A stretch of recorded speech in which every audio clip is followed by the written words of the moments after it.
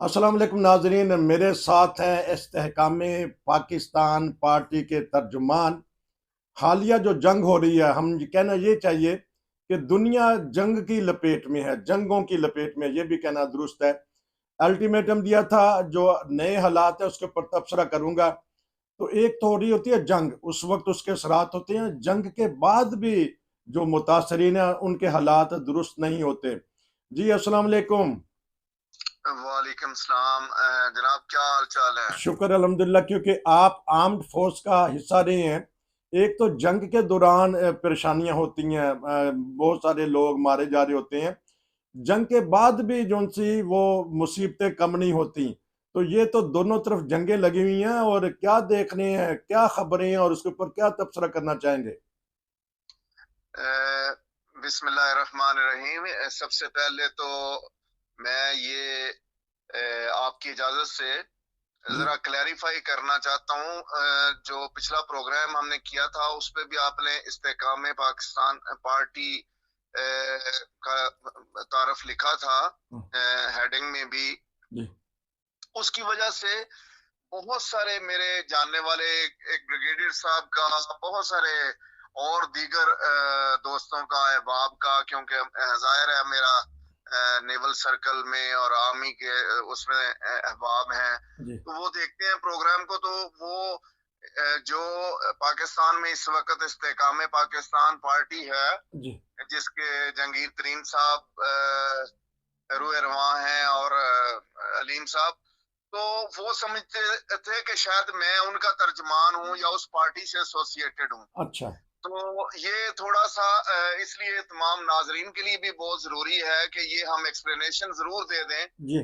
कि हमारे ये तंजीम जो है, ये इस्तेकाम पाकिस्तान, बेसिकली ये एक तहरीक है जी। जो इस्तेकाम पाकिस्तान के नाम से हमने जर्मनी में शुरू की थी, रजिस्टर्ड थी 2013 में। और इसके जो मकसद है, वो ये बुनियादी दो तीन मेन बता के मैं आपके असल जवाब की तरफ, सवाल की तरफ आता हूँ। हम्म। और वो ये है कि हमारा ये मंशूर है कि तमाम पाकिस्तानी बराबर हैं, जी। और किसी भी कौम में हर मजहब, हर रंग, हर नस्ल के लोग होते हैं। जी। आप जर्मनी में देख लें, अमेरिका में देख लें, कनाडा जी। में, दुनिया में किसी, यूके में, एक पूरा डेमोग्राफिक जो सेटअप होता है उसके अंदर हर तरह के लोग हैं। जी।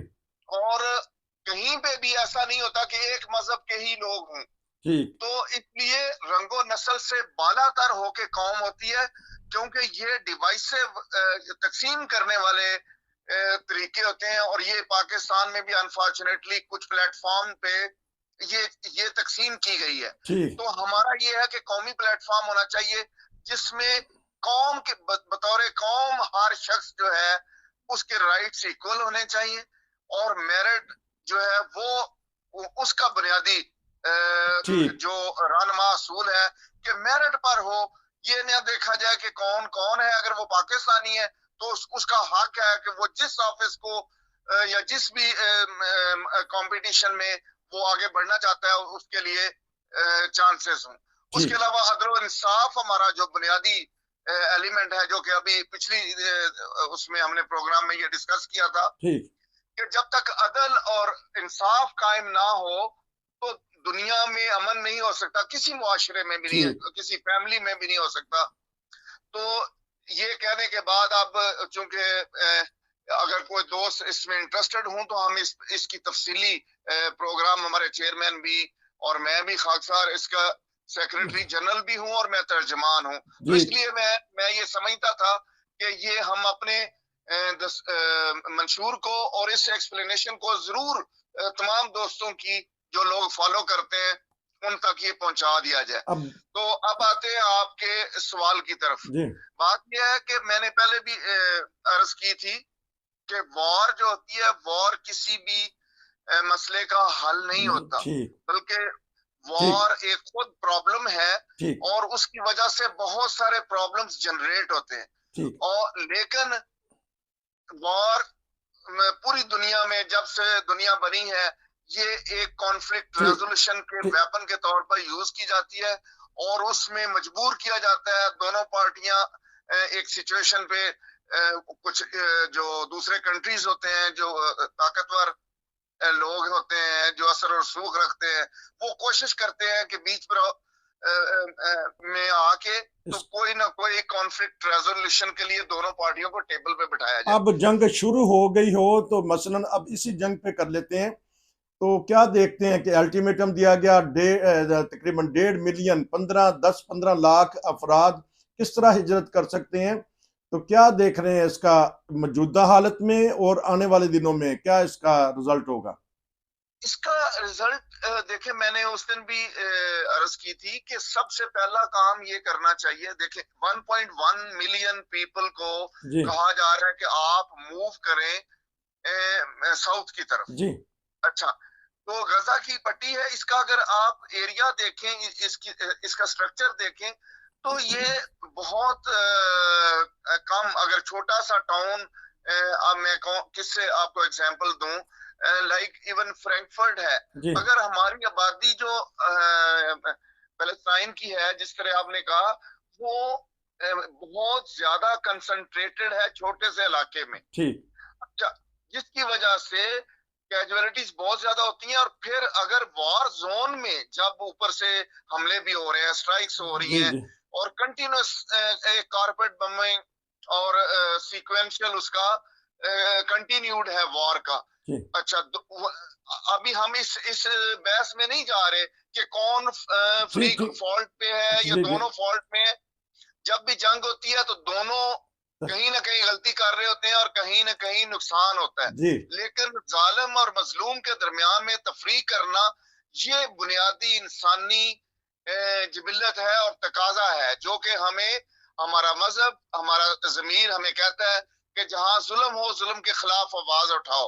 और ये एक मजहब सिटीजन के तौर पर, एक मुआशरे के उसके तहत हमें कोशिश ये करनी चाहिए कि हम we should call a spade, और उसके लिए सबसे पहले ये है कि जब आप ये कहेंगे, हक सच बयान करेंगे, तो उसमें बहुत सारे लोग नाराज भी हो जाते हैं और वो समझते हैं, और बाज दफा हुकूमतों की और हमारे जो इवन चैनल्स हैं उनके ऊपर भी पाबंदियों का वो होता है। तो इसलिए मैं बहुत ढके छुपे लफ्जों में ये कहना चाहता हूँ कि यहाँ पे इंसाफ सिर्फ होना नहीं चाहिए, बल्कि होता हुआ नजर आना चाहिए। अच्छा, एक तो है कि बहुत बड़ी पार्टी है और दूसरी तरफ वो पैलेस्टीनियन है। इसराइल के अगर जो सिटीजन्स हैं उनके साथ भी जो नहते शहरियों के साथ जुल्म हुआ है, हम उसको भी कंडेम करते हैं। एक सवाल का यहाँ एक सवाल पैदा होता है, क्योंकि बहुत अच्छा आपने मजमून उठाया कि इंसाफ होता हुआ नजर आना चाहिए, आपने बड़े नपे-तुले अंदाज में बयान कर दिया। अच्छा, जंग एक खुद दहशत होती है। अब दूर बैठे हम हजारों किलोमीटर दूर जब वाकयात देखते हैं तो दहशत होती है, तो नफसियाती तौर पे इंसान परेशान होता है। इसका कोई हल क्या होता है? क्योंकि आपको तो सिखाया जाता है कि जंगी हालात में दूसरे लोग क्या करें और जंगी हालात में जो उसमें मुलव्वस है वो क्या करें, वो तो आपने बता दिया। अब नफसियाती तौर पे पूरी दुनिया में वो दहशत फैल रही है, इसका 2-3 मिनट में अगर जवाब दे दें फिर हमारा वक्त खत्म हो जाएगा। ये बहुत अच्छा सवाल है आपका, और इसमें सबसे पहले ये होता है कि देखिए, इसमें खवातीन हैं, बच्चे हैं, और ये क्रॉस दी दोनों साइड पे, लेकिन चूंकि इस तरफ अब वहां पे एक पूरी स्टेट है जो कि गवर्नमेंट है और उसके पास रिसोर्सेज बहुत ज्यादा है, वो अपने शहरियों को ये रिहैब, ये डिफरेंट जो सहूलियात हैं वो मुहैया कर सकते हैं। अब वहां पे जो बच्चे, एक बच्चा है, उसकी मैं वीडियो देख रहा था कि वो, उसकी सारी फैमिली तबाह हो गई है, दहशत फैल जाती है। इसका हल कोई बताइएगा, दूर बैठे लोग हैं। उसके लिए ये है कि सबसे पहले उन सीज फायर हो, और सीज फायर के बाद उनके जो साइकोलॉजिकल इफेक्ट होता है वॉर का, और देखें ये फियर जो है ना, ये इटसेल्फ बहुत बड़ा एलिमेंट है जो कि आपकी पर्सनैलिटी को, आपकी साइकोलॉजिकल बैलेंस को डिस्टर्ब कर देता है, जिसकी वजह से बहुत सारे ये शॉक और बाद में उसके ऊपर एक पूरी की पूरी नेशन को और एक नस्ल को वो ट्रामाटाइज कर देता है। जी और उसके लिए ये कि आप फिर अगेन उस तरफ ही आऊंगा कि उनको आजादी मिले, और उनको इंसाफ मिले, इंसाफ और मिले। उसके बाद उनके जख्मों पर कोई मरहम रखा जाए, उनकी ना सिर्फ उनके हाउसेस को और उनकी फैसिलिटीज को रीबिल्ड करने के लिए जी पूरी दुनिया उनका साथ दे, बल्कि उनको साइकोलॉजिकल जो स्पेशलिस्ट हैं जी वो उनकी सर्विसेज ली जाए, और वो बच्चों को उनको इस जो ट्रॉमा होता है, ये ट्रॉमा के काउंसलर्स होते हैं जो कि ग्रीविंग फैमिलीज को या ग्रीफ के काउंसलर्स होते हैं, और वो बहुत इस चीज से हेल्प करते हैं कि है- किसी तरह से इंसान में जो जो उसके इफेक्ट्स हैं उनको मिनिमाइज किया जा सके।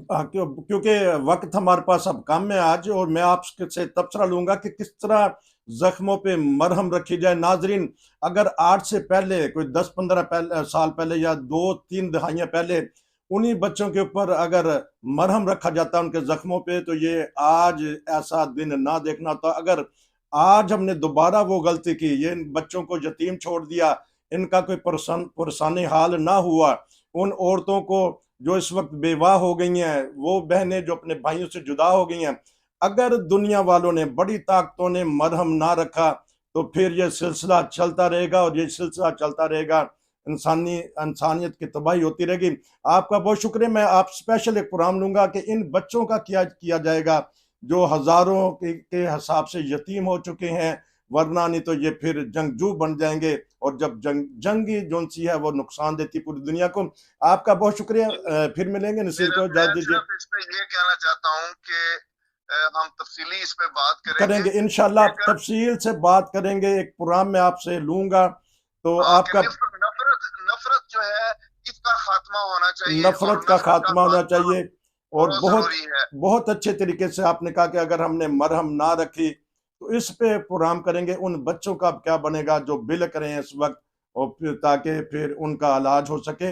आपका शुक्रिया। नसीर को इजाजत दीजिए। अस्सलाम वालेकुम। बहुत शुक्रिया आपका। वालेकुम सलाम।